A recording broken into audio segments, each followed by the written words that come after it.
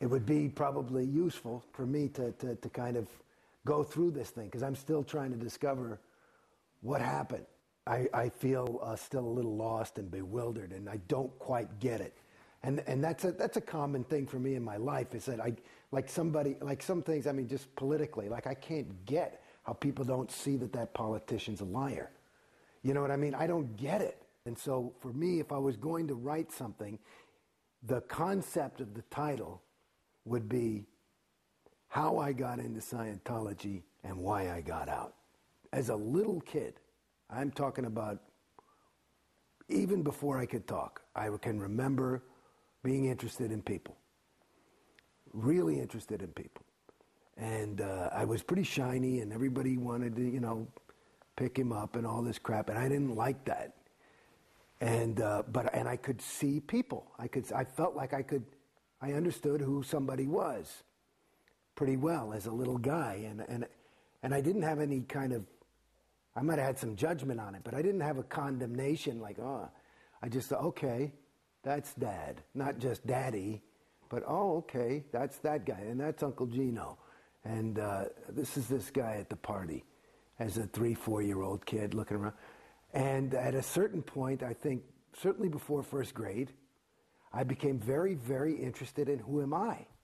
Not just, that's that guy I know, but I had some kind of a perception about a person. And so and as a little kid, I remember, because the way I could get how I perceived the people in front of me, whether it was accurate or not, I believed it was true, was kind of by looking into their eyes and saying who they are. And so I remember as a little kid looking in the mirror,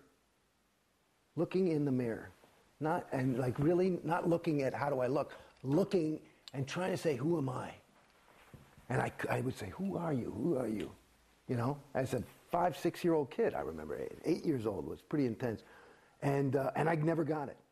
And I just thought, well, I guess that's the life condition, that it's too hard to self-perceive. So this was a question that was always, and then I went up, and as I was growing up, and I played the fool and did normal stupid things and drugs and whatever.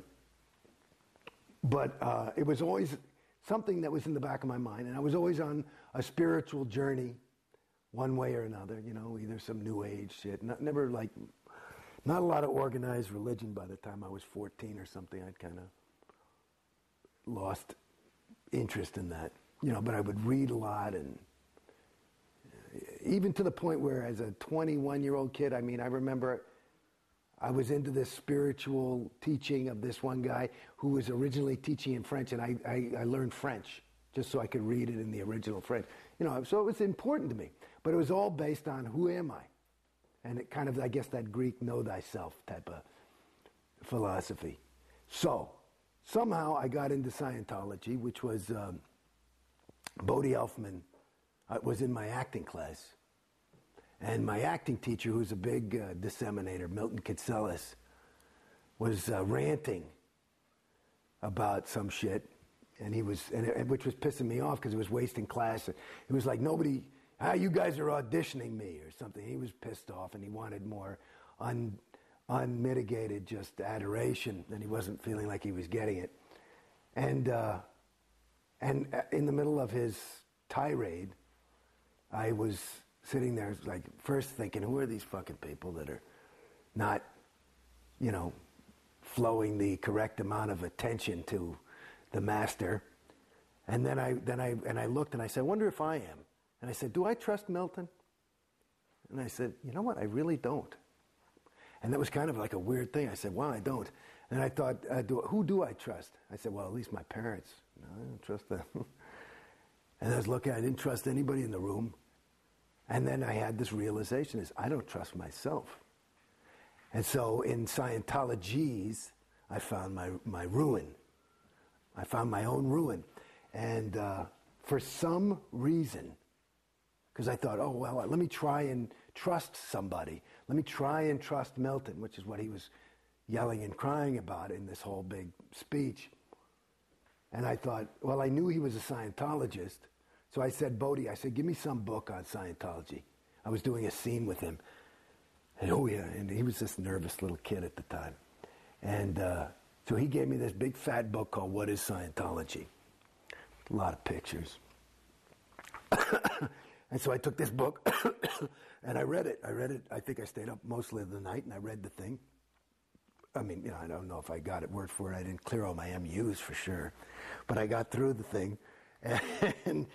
And I thought, okay, if that's true, fuck, I'll go clear. I'll try that.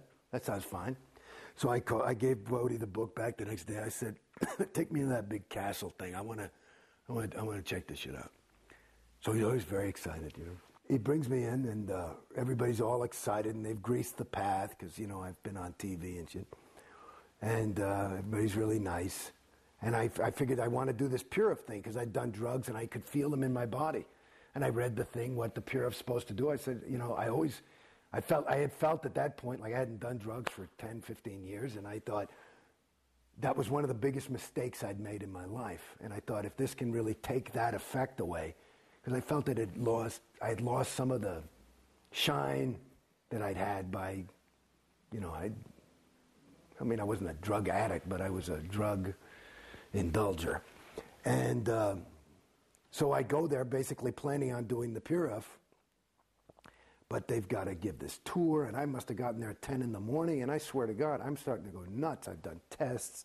I'm on the cans with some lady. I'm like, fuck me, can I just buy this course and let's get going, And then they do this, thing, and they give me my personality test, and I was all on the top of the thing, and they're still telling me that I'm fucked up. And I'm like, look, and they want me to do this. Finally, they go through I must have been there 8 hours. I'm ready to pull my hair out. And they say, you should do some little course called Ups and Downs. I said, look, I'll do the course if I can I just do the Purif thing? Yes, and you have to do the TRs and objectives first. Or with it. What's that? That's this course that I said, fine, just let's go. So I buy the course. I say, I've been here. It's like 8:30 at night. And I say, can I start?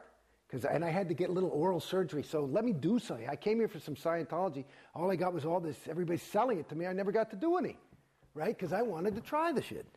And so now it's 8:30, and I say, okay, they say, well, you can start your TRs course. You'll do the TRs, you do and the TRs are these communication drills. Then you do the Purif where you clear all the drugs out, and then you do the auditing, which is called objectives, which is like this stuff where you walk across the room and touch the wall and all this kind of shit. And supposed to, the end phenomenon is firmly rooted in present time. I said, that doesn't sound bad. I'll do it. Okay, if you can deliver that. Cool. So I said, well, give me some Scientology. For Christ's sakes, I've been here since, 9 hours or something, getting nothing. So they say, okay, you can start your TRs course. So I go in, and I do this thing called an M7, which is basically Bodhi and the supervisor are kind of helping me clear the words through. And the first thing I ever did in Scientology was read Keeping Scientology Working, which is a pretty heavy bulletin. Yeah, explain what that bulletin says. Well, it's that basically is that Scientology, it's a very interesting bulletin. At first, it's updated. So you're reading the updates. I think it was written in 1965, and it was updated in 70 and 75. And those updates are before you read the actual bulletin, and the updates are like L. Ron Hubbard just going bananas. This thing is true. It was true in 1965. It'll be true forever. If you just follow this, Scientology will never fail, and it will take over the universe and will save all mankind, and we're the only hope for the world. So just if you apply this one policy, everything will be fine. Now, in the bulk of the fucking policy is stuff of, it's pretty heavy, that if you're in Scientology an inch, you're in an ounce. I mean, you're in for the rest of your, this is the billion-year contract shit.